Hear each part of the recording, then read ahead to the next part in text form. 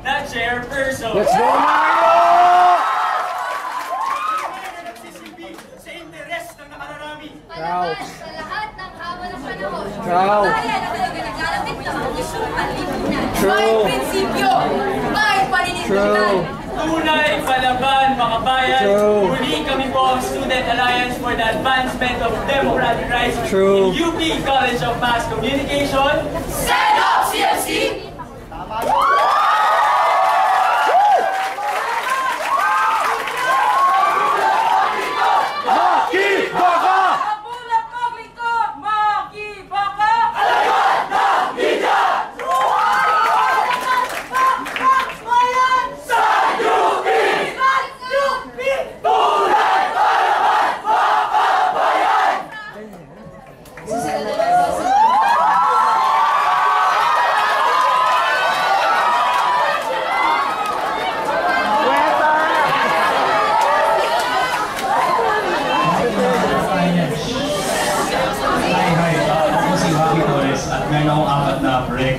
Sa MASCO.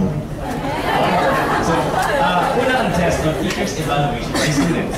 Isang compilation of student reviews sa faculty to be published by the end of the semester. Pangalawa ang code o ang course and department evaluation. Isang compilation ng student reviews at kanilang mga klase at departamento na ipapublish sa end of the semester. Yan. So, buwan tayo dalawang proyekto to at no anonymity. Tapos ikatlo, ang concept and project workshop. Ang concept and project workshops kung saan malayang mapag-uusapan ng konsepto, script, pelikula, papel, kwento, o kahit ano pang proyekto. Ito yung magaganap 2 beses sa isang buwan at hopefully mag-develop ito agad. Tapos ikaapat ang rental system para sa mga ano yun, busy at clear, di ba? So discuss ko lang sa inyo next time. Alright, so guys, gets nyo ba? Gets ko. Okay, curtains up. It is so wacky.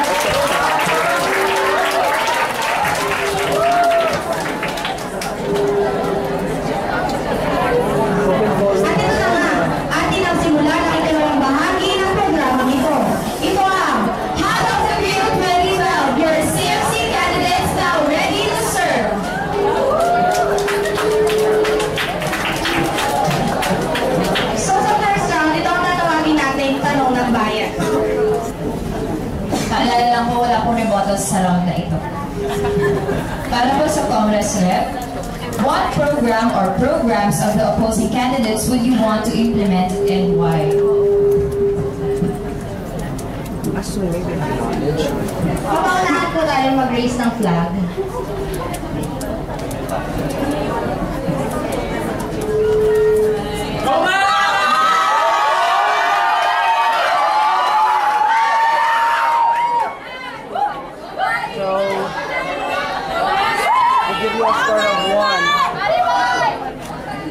Para po sa amin, ni Mari, ang gusto po sana namin na proyekto galing po sa kabilang partido ay siguro po ay ang ating Theory Fest. Bakit nga po ba natin gusto yung Theory Fest na ito?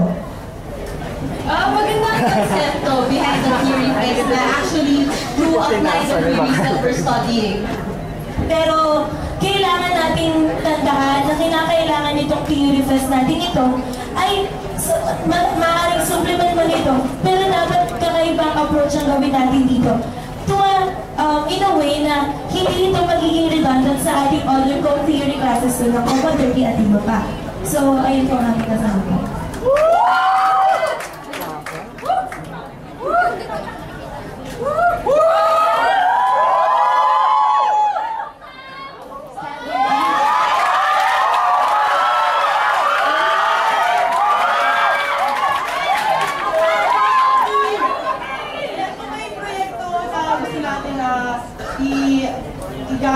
Yun yung sa kanilang yung mga courses, yung mga electives, gusto natin yun na ipagpatuloy dahil nga meron nga kami diba na kitang-kita yung former survival kit. So sa tingin natin, mas siguro parang formal na mai-explain yung mga electives na to, maganda din na gamitin natin itong prep. Ayan, kaya nga gusto nilang i-out yun kasi nga para mas maintindihan natin mga commerce students so ano ba talaga yung mga tinitake out natin subjects. Pero syempre sa aming project nakitang-kita, meron pang comprehensive, aside from yung explanation ng class, meron pang comprehensive na description ng mga major subjects at low chart ng ating curriculum.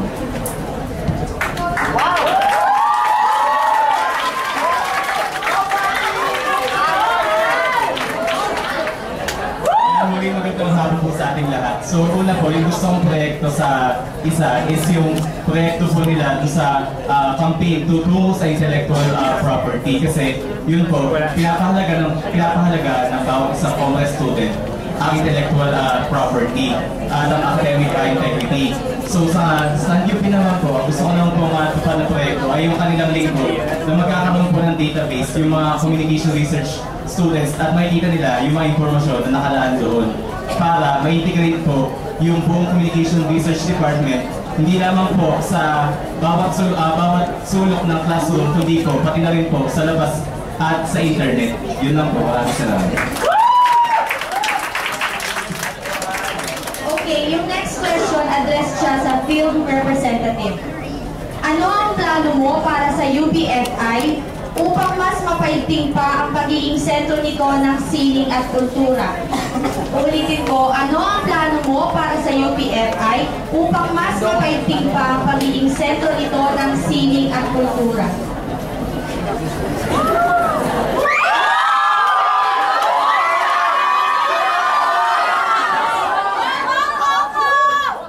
Okay, first of all, recognize. First of all, recognize na yung UPFI yun talaga ang pinakil ng mga filmmakers natin sa future. And meron po kami actual projects, di ba? Na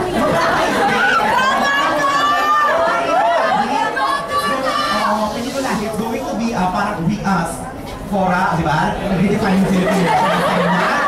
And ano yun, parang if we want to establish that the FIs really is, di ba, at the forefront of Philippine cinema, and we are all filmmakers here for the betterment of Philippine cinema, then we can establish na yung through this forum, di ba, we can situate Philippine cinema, and from then on, doon natin malalaman where we will go from there. So ayun, yun nga, sa pelikulahi, it's with the theme redefining Philippine national cinema. We will invite industry, people from the film industry, and also people from our own institute para makita natin yung film nga sa iba't ibang perspective. And so we can really define what really is Philippine cinema. Yes. And in that process, mapapaigting natin ang ating FI. So maraming salamat po.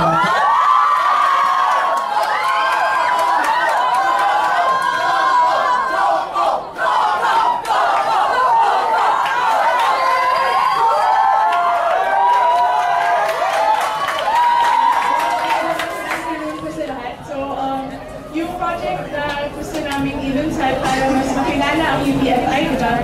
As the premier film institute in the Philippines, ay meron kami project called Panorama or Widening Your Film Perspectives. In this program, we will be opening up the course of film. We will be opening up the UP Film Institute para makita naman, especially mga high school students who want to come in to want to take the course, and kahit sino man na gusto man na makilala kung ano ba talaga ang UPFI. Pero syempre, paano magiging sentro ng kagalingan ng UPFI kung ang sistema naman ito ay bulok, wala tayong equipment, mataas ang lab fees natin, mataas ang ating tuition.